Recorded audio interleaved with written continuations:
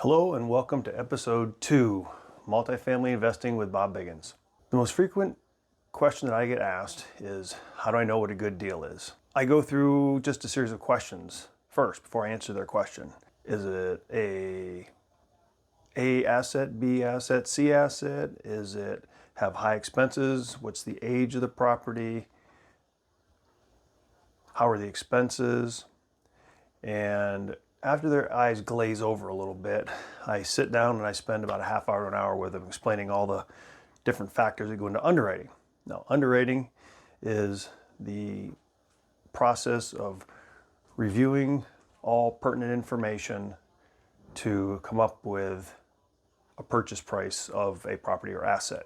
In doing so, there's many factors and there's many ways to do underwriting and evaluating to come up with what price you should have on your asset that you buy or to sell. This is going to go both ways. So I'm going to go into a 3-part series. Underwriting 1. And it's going to say what are the asset classes that we'll be talking about, and the NOI, the net operating income, and that's something you calculate, and then you come up with your capitalization rate. NOI and cap rate are the main two things those are probably the two buzzwords used most in multifamily investing. And so we're going to review these things on video, and we'll probably have another 2 or 3 different sessions on underwriting, depending on how far I get. And at the end of the series, we should have a pretty good handle on underwriting a property from a duplex to upwards of 100 units. It all uses the same or very similar processes. So let me get into asset classes. Asset classes, as I mentioned before, are Class A, Class B, and Class C. Class A is the best. They are newest, right around rough numbers, age of 2020 to 2025 built. Oftentimes it has great amenities, such as pools, such as a great location, such as workout facilities, rooftop bars. I mean, just think Miami, think Vegas, think downtown Chicago, New York, and LA. You can also have A class in other areas, but when you get more into the rural areas, even brand new assets are sometimes not classified as A, they're classified as B because there's not the population center to support an A class asset. Rents are higher, development costs are generally higher, and not a lot of people play in the A class unless you're a bigger player. Not a lot of people starting out get into A. If it was A, it would be a smaller A, such as maybe a 12 or a 16 unit or something like that, because they're quite expensive. So less likely, that's the bigger players. That's probably where we want to strive to get to, is be an A player, A class, asset owner. Now the B class is, again, loosely termed at 20 years old and less, which amazingly, that's like 2000 built, 2005 built really. And that is got a little bit of deferred maintenance. The cabinets are getting old, the tubs getting old, the vanities are getting old, the lighting's out of date. It may have fixtures that are old, never been changed out. The paint job, some dings and dents in the walls. Potentially the siding has some holes in it. Your roof's getting old if it never got replaced. Usually roofs are 25 year.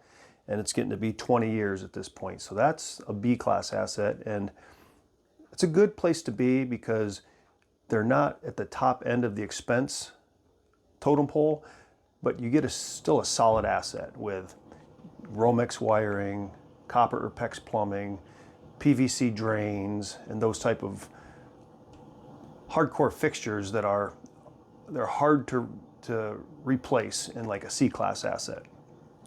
So then we get to the C class, and probably that's where most people starting out are going to be because it's just less expensive, more accessible, especially in our areas of Western Michigan and Northern Indiana.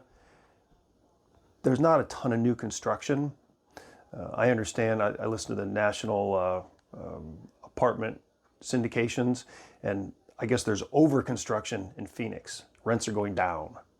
Rents in our area are about stable. They're not really going up or down. They went up a lot during COVID, but they're not really going up much anymore. They're staying stable and maybe even going down a little bit.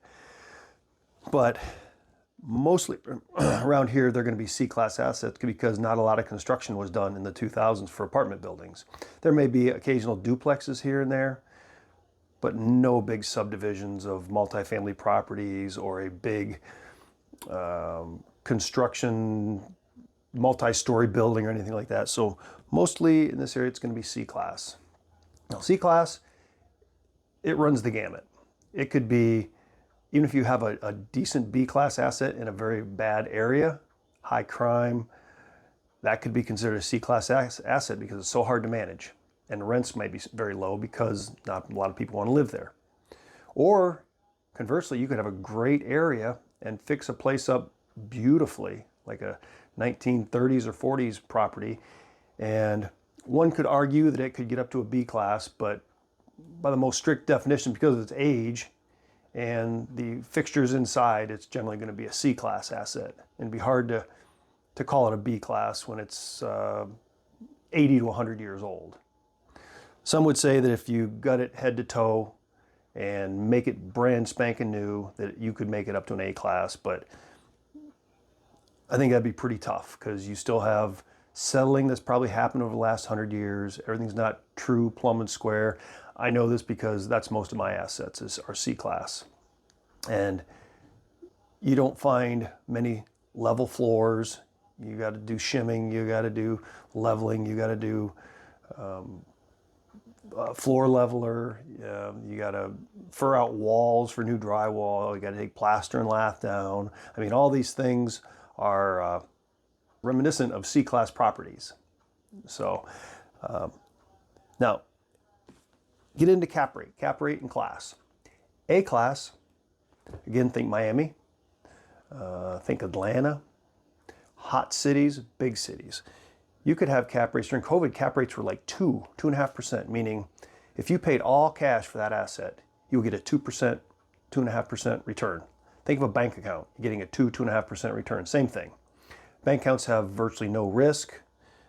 A-class properties have very little risk because they're brand new. And if you have a decent operator, they're going to operate them in fine fashion, professional management, and it's going to give you 2, 3, 4.5%, maybe 5% for some more out of the mainstream A-class properties, but probably getting up not much more than 5.5%, even in today's market for A-class. They're still quite expensive.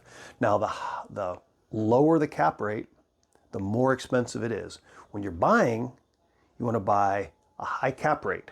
When you're selling, you want to sell a low cap rate. Because when you're selling, you want to make the most money, and that's a low. So the person buying is getting a low return, think 3, 4, 5%. But when you sell, you want to get a low return. But when you're selling, you want to get that high return. Okay, so getting into B-class assets. B-class are going to be, and these overlap. They're not an exact science, but they're a guideline. They're a generality that professionals talk about. Is it A class, B class, and it's how they talk about asset classes and cap rates accordingly. So B class assets. Now they could go down in a really good area. If you got a B class, say a 2018 built in a big city in a really desirable area, one that's really up and coming, maybe on the outskirts of Seattle or something, or on the outskirts of San Diego, that it's really starting to come up in popularity. You could have a B class that could trade for a 5 cap. They call it 5 cap, capitalization rate, 5 cap. And yeah, you could probably have a 5, 5.5, but more so B classes are in more regional areas. Think of like Cincinnati, Columbus, um, St. Louis, somewhere like that. Probably have a lot of B class houses because there's not a lot of brand spanking new construction, but maybe stuff has been done in the last 20 years. And so you've got pretty good cap rates on there, but the rents are a little lower. So the cap rates, you're not going to get the 5, 4.5, 5, 5.5, but maybe more like the 6, something like that. 6, 6.5 cap rate when you're selling or buying, most likely, because the market's going to determine what the cap rate is going to be, who buys it, and what they'll pay for it. So we get to C, which is probably what most people on this podcast are going to be looking at least for starting out. And C is going to be pretty much everything else. They say there's a D class, which is just bad area, bad asset, falling into the ground. So I wouldn't really even talk about D because personally I wouldn't go with D. Some people do, and some people make a lot of money from doing it, but I would choose to stay in C and above. Now, C class, like I said before, it can range. C class, a really fixed up C class in a really good area, even if it's a smaller town, it could go for a 6 cap. I mean, there is a lot of overlap in these cap rates and classes. Before COVID, it wasn't uncommon at all to be selling decent C class assets for a 10 cap. Meaning, if you paid $1 million,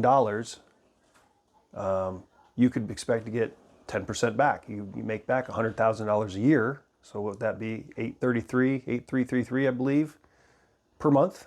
So $8,000 back on $1 million investment with marginal risk, but very good tax benefits. So today, after COVID, the cap rates have compressed. They call it compressed cap rates, meaning they've gotten smaller, meaning they've gotten a more narrow window. And so now even the worst cap rates I see online are like 8, 9% advertised. But when the deal gets done, they may go up to 10 or 11%, because sometimes you'll see the selling price when a good size asset gets purchased and closed. And so they may start out listing them at a smaller cap rate, but they close a little bit higher. Before, they were listing them at a 10 cap, very common, and they may go for a 13 or 14 cap. And so that's pretty darn good money, but at the same time, rents are higher right now, and expenses are also higher. But I think rents have gone up a little bit faster than expenses. There is a possibility that a D class could be brought up to a C class if an area is gentrifying and you get down on the ground floor and you start fixing up buildings or a series of buildings or a block or two. There is the possibility of bringing that D class property to a C, and there's nothing wrong with that. You're just spending your money to improve it, and hopefully you get that back in a return. So there's the classes. Long-winded discussion on classes, but I think it's important to understand where we are in what asset we're looking at so that we can understand the cap rate process and the net operating income, and eventually the purchase price of what you would sell your property for or what you would buy one for. So first we have to find the net operating income, the NOI. That's what is the most commonly used acronym in all of multifamily property. That's not a statistical study, but that's what I hear the most of by far is NOI, net operating income. And everyone will say, well, how good is that or how bad is that? And they'll say, well, how's the NOI? And the NOI is just very, very simple. It's all the revenue. Say this is a duplex and it is bringing $15,000 a year, which maybe it's supposed to bring in 18, but with vacancy, it brought in maybe 15, or you remodeled part of it, so it brought in 15,000 in the course of 1 year. Your expenses were $7,500, which is common. Expenses, as a rule of thumb, expenses are generally half of your income. If somebody's trying to sell you something and they say, my expenses are only 23% or 32%, that's not really the case. They either have deferred maintenance or they're not capturing all the expenses, or they're putting them on different properties. Expenses are always going to be, I think the best I've seen is maybe 38%, 39% expense. But as a rule of thumb, because you rather err on the side of, when you're buying, err on the side of being high, you want to figure 50%. 50% of, and that's just the best rule of thumb to go by. So in this one, the net operating income would be $7,500. We're going to use this same example over and over. So I wanted to get that baseline, because that's what you got to have is the Bible. The Bible is the NOI that everything else springs from, which is the money you have to work with. Now, note, this does not include your mortgage. This is only all revenue and all expenses, less the mortgage. How deals have been since 2020, generally, is you've got all your revenue comes in, you've got half in expenses, and you have half in a mortgage. What's left for you? Not much. So that's why a lot of deals aren't getting done right now, is because sellers think that their prices are still in the 2022-23 range, which were really high back then for multifamily. And they still want those high prices, but those were based on interest rates that were 2.5 to 3.5, 4%. Well, interest rates now are 6 to 7%. So a buyer can't pay that same price, because if they were at 2 to 3%, it was 50% of the NOI. Now they're underwater. They're losing money with that same purchase price and a higher interest rate. So wrap your head around that if you're not really catching that. The higher the interest rates, the lower the purchase price. So that's why real estate goes in cycles. If the rates are low, prices are going to be high. If money is cheap, the prices are going to be high. If the money's cheap, it's going to be inflationary. Not necessarily going to drive inflation, but it would be more inflationary as compared to higher rates, interest rates that is, higher interest rates. So you have to pay more for your money, so you can spend less of your revenue on the mortgage payment. So as I said before, the cap rate is the most common form of evaluation tool that's used in multifamily property. And you got to get to where you can take these numbers and convert them back and forth to your head, from the cap rate to how much I should pay for it to what is the NOI based on the cap rate and the purchase price. Brokers will give you different packages, and some things are spelled out, some things are not. So you have to calculate what's not given, like a math problem back in school. This, and this are given, determine this. A lot of times, I don't think it's not malicious. I think they just know that everybody knows these factors so well. They put in they'll put in their no purchase price, or price to be offered by market, but they're going to say, this is the NOI and this is the cap rate. Well, you can back calculate and determine what purchase price they're looking for. So those are the different things that will help in your multifamily journey. So snap a picture of this. Hopefully this will help you. Cap rate. This is an example of our same $7,500 per year net operating income. So your cap rate itself is, say it's net operating income over your purchase price, PP, purchase price. 7,500 over, say it's a $100,000 asset. Pretty stand-up deal right there. And you can double that. If you've got a $15,000 net operating income, that will support a $200,000 purchase price. And that's a 7.5 cap. In our area of Western Michigan, Northern Indiana, that's a pretty fair cap rate. And I'll explain how that compares to things like gross rent multiplier or the 1% rule and other things that people use in order to value a deal to determine if they're getting a good deal or if they're all wet. So 7.5 cap, decent deal. If you can get down to like maybe a 7.2, 7.3, that's even better deal. If you're upwards of or if you're buying, it'd be like a 7.7, 7.8. If you can get an 8 cap, maybe. That's pretty good if you're buying. Now, if you're selling, You want to be below that. You're going to want to be like 7.2, 7.1, 7.0. If you got a great asset, I guess you could get into the sixes in a great area, super desirable, or somebody has been wanting to get into that market for a long time, and then your asset comes up and they want to pay almost anything for it. So these are just generalities, but you never know human nature. Some people will pay a lot and some people may sell for really cheap. So it goes both ways, depending on the situation, circumstances that people have. So cap rate, 7.5%, pretty stable, C-class asset in our area. How much do I pay? So there's the golden question. Say this thing's listed at $125,000 and you go talk to your agent or your commercial broker, and you say, well, you got it listed at 125, and I understand that, and I can appreciate what you're going for, but our area is only a 7.5 cap, and it's not like this is a spectacular asset or anything. It's about standard for the course. Maybe it's a mid-1965 built. It's got maybe, or 50s built. It's got maybe not the most updated wiring, updated plumbing. Maybe the roof is in need. There may be gutters that are falling down or no gutters at all. So it's not a great asset, but it's a decent, solidly built asset. So that's only worth a 7.5 cap. And that's this 0.75, which is the same as 7.5. And so based on my analysis, I can offer you $100,000.